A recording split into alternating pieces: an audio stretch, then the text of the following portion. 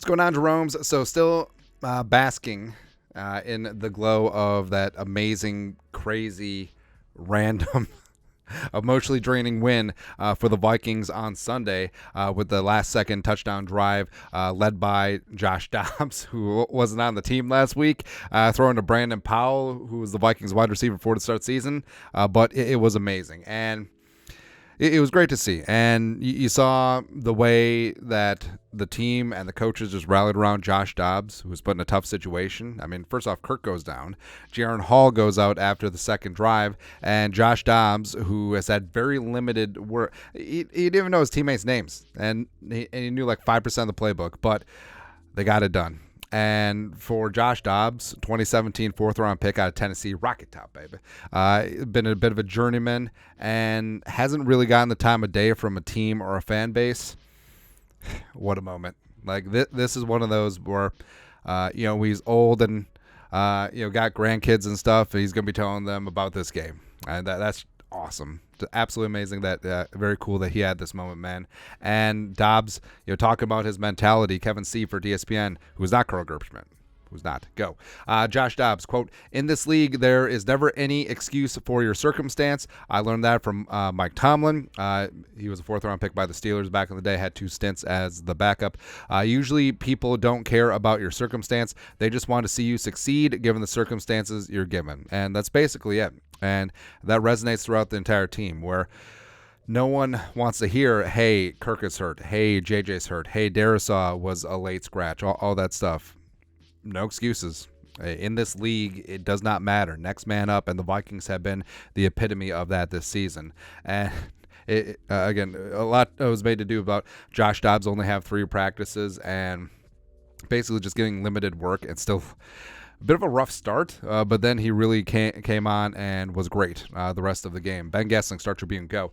The Vikings lineman hadn't heard Josh Dobbs' cadence, which is really an underrated part of it, because you would think that there would be a ton of false starts. You would think that there would be a lot of issues, but not really, until he pulled them together to practice on the sideline when Jaron Hall got hurt. I didn't take 1 snap with him until the game, Brown Neal said, and then Brad Bird's like, you didn't take 1 snap with him. And, of course, there was 1 fumble on the exchange, but you think that there would have been a ton of false starts. You think that there would be a lot of not getting off the ball crisply, like they would have with Kirk Cousins, who they've worked together for years now on that cadence, and there wasn't. And Will Raggett Sports Illustrated points out, one of the most impressive things about the Vikings win today is that they had 1 penalty for 4 yards in a game that had 140 plays from scrimmage. Last time the Vikings had fewer than 5 penalty yards in a game was December 3rd, 1972. So the defense played extremely disciplined, as well as the offense, the offensive line. Again, getting used to that cadence, it's amazing that it wasn't just a mess up there, but that's a testament to their professionalism, as well as Josh Dobbs getting it done. And speaking of getting it done, so points. Us, go. The Vikings scored a season-high 31 points today. Without Kirk, without JJ, without Darisaw, and also without KJ for half the game. Also, Dobbs and a quarterback who'd been with the team for 6 days and 3 practices. Game-winning touchdown was caught by Brandon Powell, who's wide receiver 4. All this on the road against a very solid, kind of dirty, but solid Falcons defense that was 6th in the league in yards allowed, 4th in the league on 3rd down, as well as 5th in red zone. All those are going to go down because of the Vikings. Woo, woo. Good times, man. Absolutely good times. Also good times the defense. Will Raggets again. Jordan Hicks, 11 tackles, 2 tackles for loss, a sack, and a pass broken up. Daniil, 9 tackles, a tackle for loss. He's leading the league in TFLs. Metellus, 2 QB hits, a tackle for loss, and a fumble recovery. All that after he got kind of dirtily blocked. Murphy, 1 interception. Should have been 3. 2 PBUs, as well as a tackle for loss. Outstanding performances from some of the Vikings leaders on defense. Daniil Hunter should be in the Defensive Player of the Year conversation. I think that Jordan Hicks has been playing at a Pro Bowl level. And also I think Josh Metellus has really stepped up, and Cam Beasley's playing at a Pro Bowl level as well. I mean, this defense is completely night and day from last year. And also what's the most tilting about it, if Brian Flores was defensive coordinator of the Vikings last year, I think they win the Super Bowl, because he's doing this with largely the same personnel as last year. It's just crazy. So unfortunate news from the game. Ben Gessling stripped go. Kevin O'Connell said the Vikings fear Cam Akers has an Achilles injury, oblique/rib issue for TJ Hawkinson, cramps for Brandon Powell, though he said he was going to be ignoring the pain of the cramps. But basically, yeah, the big story is Cam Akers popping another Achilles. Now, it's unclear if it's the same Achilles that he injured a couple years ago and then rehabbed and came back from, but it really sucks. And Akers was carving out a nice niche for himself on the offense. Frankly, at times he looked a lot more efficient than Madison, but the Vikings will have to roll with what they got now with Madison. Ty Chandler deserves a little bit more work. Maybe he can be a one-for-one replacement for the work that Cam Akers was getting. King Kene, then also Dwayne McBride is on the practice squad. Unfortunately, speaking of Achilles, so Kirk Cousins still rehabbing. Watched the game from home, throwing touchdown passes to Cooper, which is fantastic. But he posted on the gram, "What a win! Love the grit at Vikings." And it was really cool to see a lot of the players before the game wearing Kirk Cousins shirts.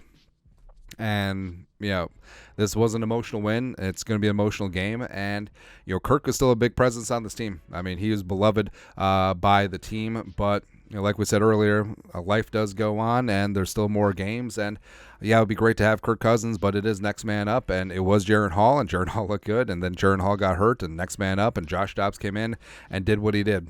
It's amazing, man. Speaking of next man up, so Jordan Addison has emerged as an absolute star. KJ had really stepped up. Brandon Powell is really starting to get loose. And the Vikings, with Justin Jefferson going on injured reserve for that hamstring issue, and also reportedly may not be ready when he's eligible to return next Sunday against the Saints, Week 10, the Vikings have reeled off 4 straight wins, which seems like a statistical improbability. Like if right after JJ went on IR, if you could have put a couple jelly beans down on the Vikings win the next 4 straight and maybe the next 8 straight, you probably would have got an amazing price. And yeah, just absolutely getting it done. Now, no, I do not think that the Vikings are better without Justin Jefferson. That's ludicrous. I do think that Kevin O'Connell had to improve as a play caller, get a little bit more creative, get more guys involved, as opposed to just saying, like, F it, JJ's down there somewhere. But now imagine Kevin O'Connell is calling great games and getting Justin Jefferson back, working with Addison. I mean, if you're Josh Dobbs and you struggled in Arizona, 1-7, but it wasn't really your fault, it's just lack of talent around you, and then all of a sudden you come to Minnesota, you have a great offensive line. When Darisaw gets back, you have Justin Jefferson, you have Addison, you have Hawkinson. I mean, is this heaven? No, it's Iowa. There you go. Next is Sunday night. I did not know that the Sunday Night Football theme song was a cover of another song. Anyways, Eric Dalala, go. The NFL confirms there are no changes to the Week 11 schedule, and the Broncos will play in primetime in each of the next 2 weeks. The Broncos play the Bills on Monday Night Football Week 10 and host the Vikings on Sunday Night Football Week 11. So the Broncos are ass, thank you. But, primetime is fun and all. I kind of prefer just playing at noon on Sundays, selfishly for my personal schedule, but no, the Vikings should and could get a win against the Saints on Sunday. They should actually open as favorites. We'll see when the lines come out. And then with the Broncos, I mean, just going up there and whooping some ass on primetime Sunday Night Football. Let's go. Let's go, baby. Again, 4 straight wins, 5 of the last 6. There's no reason why the Vikings can't be 9-4 heading into Week 15 against the Bengals. Absolutely none. So there you go. But your thoughts are thoughts. Vikings Monday morning news dump for what day is it? November 6th, close enough. Let us know your thoughts and our thoughts in the comment section below. Subscribe for daily Vikings takes. Want to support the work? Put a little something in the Venmo. But till next time, Skull Production Value.